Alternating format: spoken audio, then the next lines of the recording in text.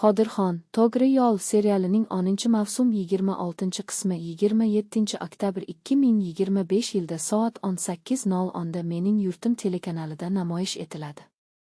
Dastlabki daqiqalardanoq tomoshabinni chuqur ma'no, ruhiy kurash va hayotiy voqealar bilan to'la muhit kutadi.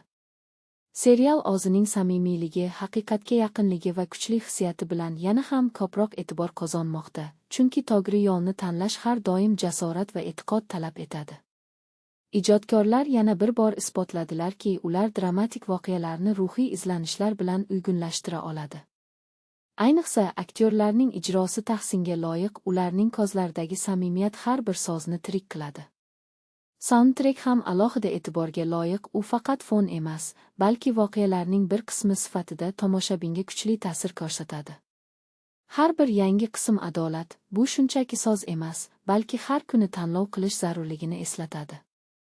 Qodirxon, To'g'ri yo'l tomoshabinlarga ilhom bag'ishlaydi, ularni o'ylantiradi va his etishga majbur qiladi. Shu sababli bu serial zamonaviy o'zbek televideniyesining eng mazmunli va kuchli loyihalaridan biri bo'lib qolmoqda.